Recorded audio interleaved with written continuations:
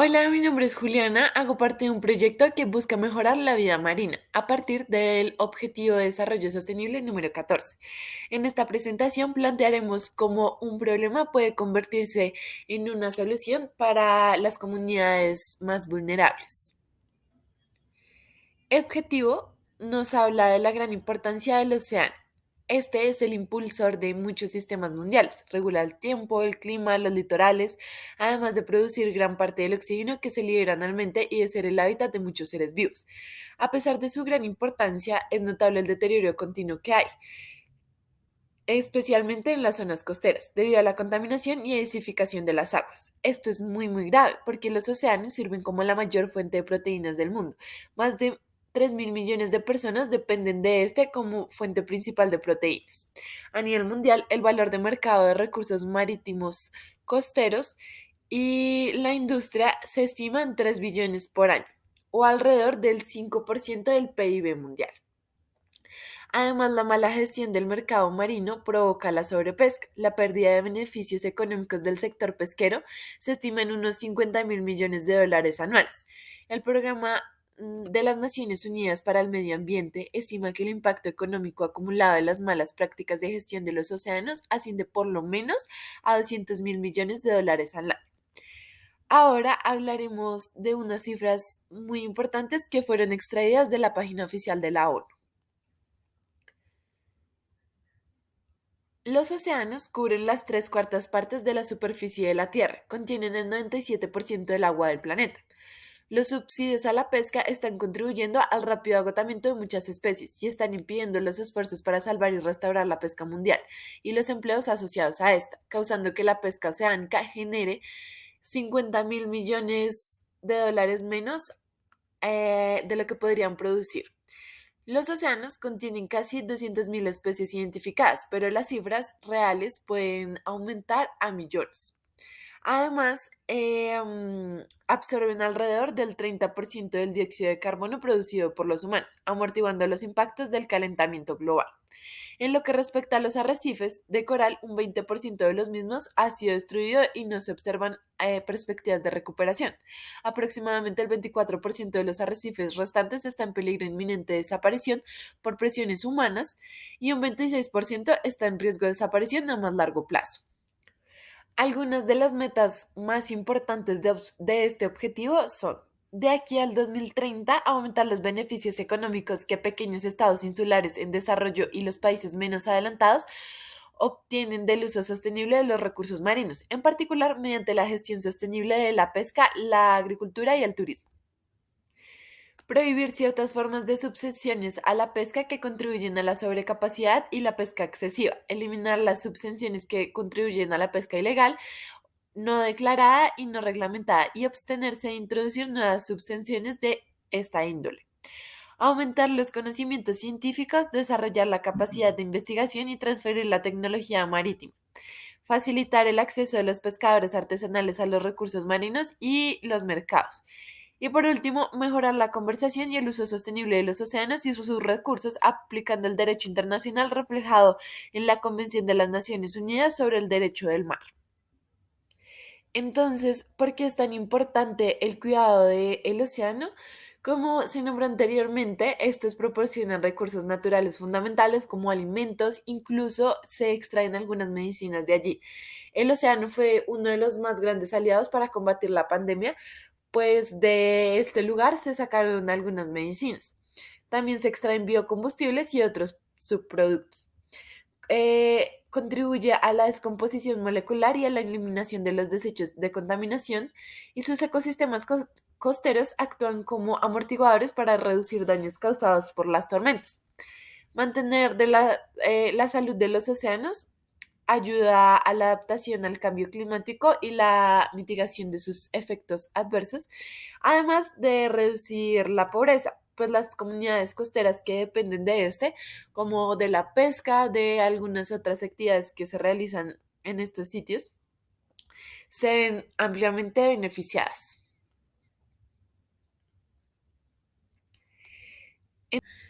Pero entonces, ¿qué podemos hacer? En cuanto a zonas de alta mar, debe existir una cooperación internacional entre gobiernos para crear zonas protegidas y asegurar la biodiversidad marina. En cuanto a las zonas locales y costeras, todos podemos aportar un poco. Al comprar alimentos procedentes del océano, debemos consumir solo lo necesario y asegurarnos de hacerlo en lugares certificados, regulados y que sean limpios. Además de intentar reducir nuestra huella de carbono, tomando el transporte público, ahorrando energía, desconectando los electrodomésticos que no utilicemos, incluso realizando limpiezas en playa y reciclando. Pero te preguntarás, ¿cuánto costará corregir este problema? Bueno, el convenio sobre la diversidad biológica señala que ampliar las medidas para mantener los océanos del mundo precisa un gasto público único de 32 mil millones de dólares y 21 mil millones de dólares al año para gastos recurrentes. Sí, sí, parecen gastos muy grandes. Sin embargo, estos costos se compensarían con los beneficios a largo plazo. Ahora hablaremos del paradigma. Como todos sabemos, los plásticos y muchísimos residuos terminan en los océanos, lo cual es muy peligroso porque los plásticos no solo contaminan las costas, sino que también afectan profundamente a toda la fauna marina. Se ha evidenciado que muchos animales marinos, como tortugas, peces, entre otros, quedan atascados en las bolsas o incluso algunos confunden pedazos de plástico, de botellas de plástico o de pitillos, lo confunden con alimentos y cuando se lo tragan se asfixian. Entonces, ¿cómo rompemos el paradigma? Bueno, nosotros queremos hacer la inversión del millón de dólares de la siguiente manera. 50% será destinado para submarinos recolectores, de los cuales hablaré más adelante. 40% será para la construcción de plantas procesadoras de plástico recolectado en el pago del salario de colaboradores que incluye los operarios de los submarinos, los operarios de las plantas de procesamiento de plástico y las distribuciones de los ladrillos reciclados, de los cuales también hablaré más adelante. Y el 10% restante se guardará para imprevistos que se puedan presentar dentro de la operación. ¿Cómo funcionarían los submarinos recolectores? Como su nombre lo indica, están diseñados para recolectar la mayor cantidad de basuras que encuentren a su alrededor. La idea es ubicar estratégicamente varios submarinos alrededor de los océanos del mundo. Lo que hacen es, después de recolectar esta basura, la comprimen y la procesan para convertirla en materia prima para la posterior elaboración de ladrillos. Estos submarinos son ecoamigables y utilizan como combustible la sal que encuentran en los océanos. Esta la procesan y la utilizan como fuente de energía. Estos ladrillos serían destinados para la construcción de viviendas para las familias más vulnerables, empezando por las zonas costeras. ¿Y por qué? Bueno, estos resisten muy bien las altas temperaturas, los cambios de clima, los fuertes vientos, también la corrosión.